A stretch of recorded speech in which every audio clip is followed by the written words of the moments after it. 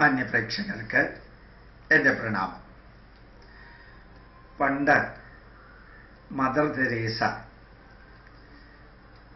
പ്രധാനമന്ത്രിയായിരുന്ന അടൽ ബിഹാരി വാജ്പേയിയെ കാണാൻ പോയി. ഇതൊരു ചെറിയ വാർത്തയായിട്ട് പല ചാനലുകളിലും വന്നിരുന്നു.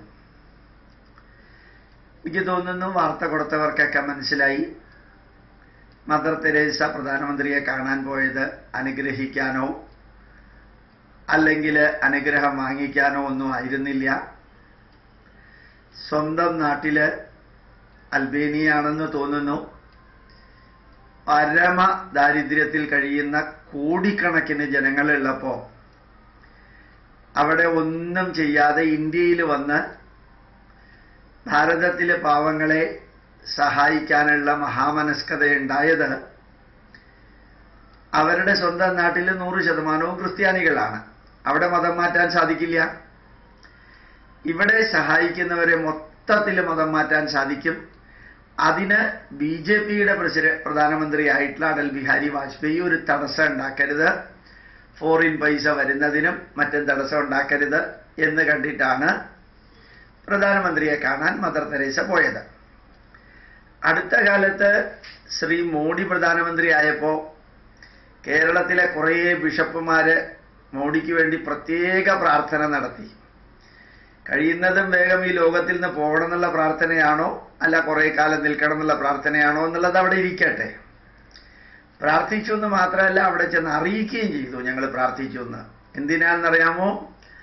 ഈ നാട് മുഴുവനും മതം മാറ്റം നടത്തുന്നതിന് താൻ ഒരു തടസ്സമാവരുത്, തൻ്റെ കൂടെ ഞങ്ങളുണ്ട് എന്ന് പറയാം. അതേപോലെ തന്നെ നമ്മുടെ യോഹന്നാൻ 850 കോടി രൂപയുടെ ഫോറിൻ കറൻസി കൈകാര്യം ചെയ്യുന്ന യോഹന്നാൻ എന്ന സെൽഫ് പ്രൊക്ലെയിംഡ് ബിഷപ്പ് കൂട്ടുകാരുമായിട്ട് മോഡിയെ ചെന്ന് 2 ആഴ്ച മുമ്പ് കാണുകയുണ്ടായി. അത് മോഡിയെ ചെന്ന് കണ്ട അനുഗ്രഹം വാങ്ങിക്കാനോ അനുഗ്രഹം യേശു ക്രിസ്തുവിന്റെ കൊടുക്കാനോ ഒന്നുമല്ല. തൻ്റെ പേരിൽ അഴിമതി കേസ് ഇഷ്ടംമാതിരിയുണ്ട്. അതില് ഒന്ന് ഗവൺമെന്റ് വിചാരിച്ചാൽ ഇയാളുടെ സാമ്രാജ്യം മുഴുവൻ ആത്മീയ യാത്രയുടെ അന്ത്യയാത്രയായിട്ട് അത് തീരാതിരിക്കാൻ ഞങ്ങൾ നിങ്ങളുടെ കൂടെ ഉണ്ട്, നിങ്ങൾ ഞങ്ങളുടെ കൂടെ ഉണ്ട് എന്ന് വരുത്തി തീർക്കാനാണ് ആ യാത്ര നടത്തിയത്. ഇതിനിടയ്ക്ക് സത്യമാണോ നുണയാണോ എന്ന് അറിഞ്ഞൂടാ. ശ്രീ മോഡിയുടെ ഭാര്യ എന്നറിയപ്പെടുന്ന സ്ത്രീയെ ചെന്ന് കാണാൻ 7 സുവിശേഷ പ്രാസംഗികര് ചെന്നു എന്ന് പറഞ്ഞ ഒരു ഫോട്ടോ വന്നിരുന്നു. അത് യഥാർത്ഥത്തിൽ സുവിശേഷ പ്രവർത്തകരാണോ ആരോ പോയിട്ട് ഫോട്ടോ എടുത്ത് സുവിശേഷ പ്രവർത്തകരാണെന്ന് എഴുതിയതോ അറിഞ്ഞൂടാ. ഏതായാലും കാര്യം കാണാൻ കഴുതക്കാല് പിടിക്കാനും കാര്യം കാണാൻ ആരെ വേണമെങ്കിലും അച്ഛാന്ന് വിളിക്കാനും കഴിവുണ്ടാവണമെങ്കിൽ ക്രിസ്ത്യാനിയായിട്ട് ജനിക്കണം.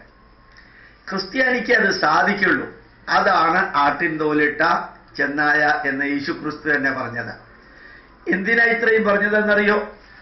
ഭംഗിയായിട്ട് ഇന്നലത്തെ പത്രത്തിൽ ഒരു വാർത്ത കണ്ടു. മാതൃഭൂമിയിലാണ് വാർത്ത. പിണറായി വിജയനെ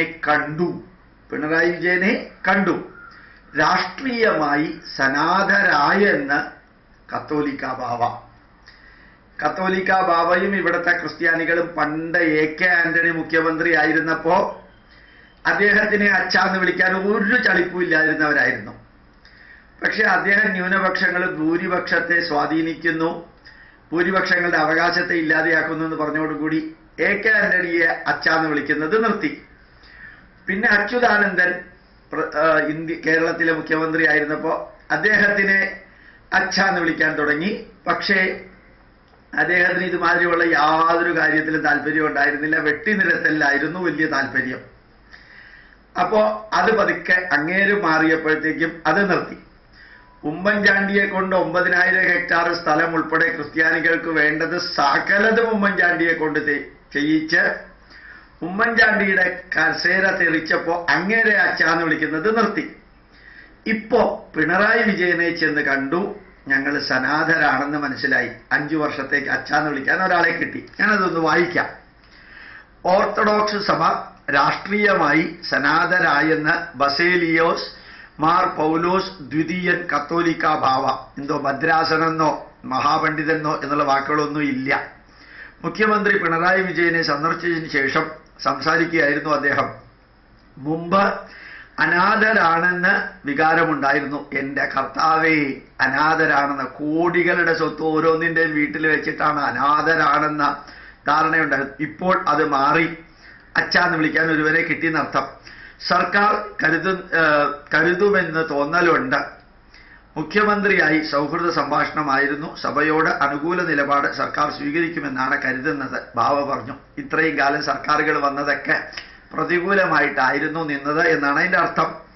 മുൻ UDF സർക്കാരുമായി ഓർത്തഡോക്സ് സഭാ നേതൃത്വം അകൽച്ചയിലായിരുന്നു ഈ ഇലക്ഷൻ കഴിയുന്നത് വരെ. ഇലക്ഷൻ കഴിഞ്ഞപ്പോഴത്തേക്ക് പിന്നെ ഇലക്ഷൻ കഴിയുന്നത് വരെ അടുപ്പമായിരുന്നു. ഇപ്പോൾ മെയ് 16-ാം തീയതിക്ക് ശേഷം അകൽച്ചയിലായിരുന്നു. അതിനു മുമ്പ് 5 വർഷം അവരെ തന്നെയാണ് വിളിച്ചുകൊണ്ടിരുന്നത്. ഞാൻ നേരത്തെ പറഞ്ഞത്, മുഖ്യമന്ത്രിയായിരുന്ന ഉമ്മൻചാണ്ടി ഓർത്തഡോക്സ് സഭ അംഗമായിരുന്നെങ്കിലും സഭയ്ക്ക് നീതി ലഭിച്ചിരുന്നില്ലെന്ന പരാതി സഭാ നേതൃത്വം പലവട്ടം ഉയർത്തിയിരുന്നു. അതെ, അദ്ദേഹം സ്വന്തം വീട്ടിലെ ആളായിരുന്നു. ചെയ്യാവുന്നതെല്ലാം ചെയ്ത് 5 വർഷം കഴിഞ്ഞ് പുറത്തേക്ക് പോയപ്പോഴത്തേക്കും വിളിച്ചു പറഞ്ഞതാണ് ഇത്. അന്ന് വിളിച്ചു പറഞ്ഞതല്ല കേട്ടോ, ഓർമ്മിക്കണം. നമ്മൾ സഭയുടെ ഔദ്യോഗിക പരിപാടികളിൽ UDF മന്ത്രിമാരെ വിളിക്കേണ്ടെന്ന നിലപാട് പോലും ഇക്കാലത്തെ സഭാ നേതൃത്വം സ്വീകരിച്ചിരുന്നു. അതകത്ത് CPM-ഉം CPI-യും കോൺഗ്രസും ഉള്ളത് കൊണ്ടാണ്, അല്ലാണ്ട് ഉമ്മൻചാണ്ടി ഒന്നും ചെയ്യാത്തത് കൊണ്ടല്ല. അങ്ങേർക്ക് ചെയ്യാൻ പറ്റുന്നതെല്ലാം അങ്ങേരെ കൊണ്ട് ചെയ്യിപ്പിച്ച് നല്ലോണം സുഖിച്ചിരുന്നതാണ് ഈ ഭദ്രാസനത്തിൽ കഴിയുന്നതും സന്നിധാനത്തിൽ കഴിയുന്നതുമായിട്ടുള്ള ബിഷപ്പുമാരും കത്തോലിക്ക ബാവമാരും ദ്വിതീയന്മാരും പ്രഥമന്മാരും അല്ലാത്തതുമൊക്കെ.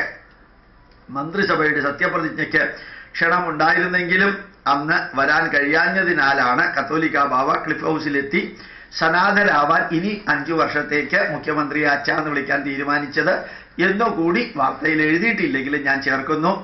ഇങ്ങനെ വേണം ഒരു വ്യക്തികൾ അവനവന്റെ കാര്യം നേടാൻ.